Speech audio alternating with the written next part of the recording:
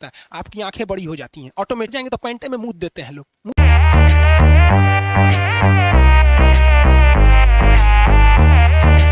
दो ही घटनाएं होती हैं, अनुकंपी और परानुकंपी।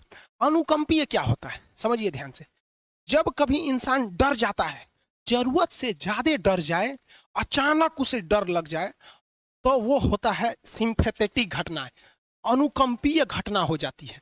जैसे आप किसी होटल में अकेले सोए हैं और ससुरा, कभी कभी मान के चलिए कि आप लॉज में लेके रहते हैं, स्टूडेंट लाइफ में लड़का अक्सर बाहर लॉज में पढ़ाई करता है, तो कभी कभी छुट्टी का दिन होता है ना, जैसे हम भी स्टूडेंट लाइफ में जब हम लोग थे तो इलाहाबाद में जब पढ़ रहे थे, तो आज से 12-13 साल पहले, तो हॉस्टल के सारे लड़के छुट्टी में चले गए थे, यही दुर्गा पूजा का समय था, सारे लड़के चले गए और हम दुर्गा पूजा में गए नहीं, और पूरे हॉस्टल के कैंपस में, अब भाई सरकारी हॉस्टल बहुत बड़ा होता है, अकेले हम ही थे, और उसे थोड़ा डर लगने लगा, और रात में ना अचानक दरवाजा कोई ऐसे चूं चूं आवाज आने लगा, तो जो हम बहुत डर गए थे।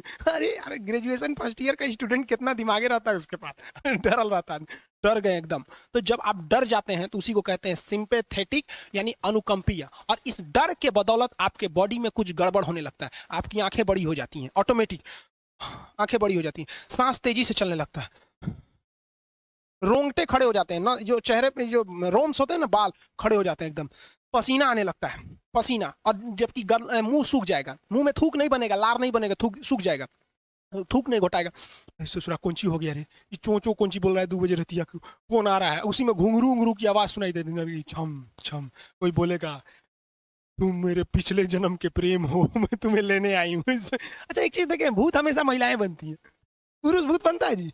वो तो इसी जन्म में भूत है, उसको क्या अगले जन्म में भूत थोड़े बनाएंगे, समझिए। अच्छी डर लगने लगेगा, तो ऐसी घटनाओं को सिंपैथेटिक कहते हैं। हमको मेन कारण क्या था, सोचा डर लगा, लेकिन इस डर लगने से अखिया काहे चौड़ा हो गया, मुंह सूख गया, पसीना आने लगा, रोंगटे खड़े हो गए, शरीर कांपने लगता है, ज्यादा डर जाएंगे तो पैंटे में मूत देते हैं लोग। मूत देने का मतलब समझते हैं, urine in the pant is known as मूत देना, बिहारी लैंग्वेज समझ में आ गया कि नहीं? तो पैंटे में पेशाब कर देता है वहां पे। तो इस सारी घटनाओं को कहा जाता है अनुकंपी यानी सिंपैथेटिक। ये कौन कर रहा है पता ही नहीं चलता है, ब्रेन कर रहा है कि स्पाइनल कॉर्ड कर रहा है, कि ब्रेन से निकलने वाली 12 नसें कर रही हैं, कि स्पाइनल कॉर्ड से निकलने वाली 31 नसें कर रही हैं, किसी को नहीं पता, सब अपने में गड़बड़ हो जाती है। सब इतना भयानक डर जाएंगे ना, brain, cerebrum, cerebrum, medulla oblongata, ये जितनी स्पाइनल कॉर्ड है सब पगला जाएंगे, सर क्या हो गया, अरे भाई कौन भूत उतारा है क्या? तो ऐसी घटनाओं को ऑटोनोमस, ऑटोमेटिक हो जा रहा है, ऑटोनोमस नर्वस सिस्टम, क्या हो रहा है अनुकंपी समझ में नहीं आता है, हाथ पैर कांपने लगता है एकदम, और दरवाजा कोई खटखटाएगा, खोलो तुम्हें मैं लेने आई हूँ, यमराज की भतीजी हूँ मैं, अरे ससुरा खोलिएगा उसको, तो कहेंगे दूर ससुरी तो हमरी वाली है रे,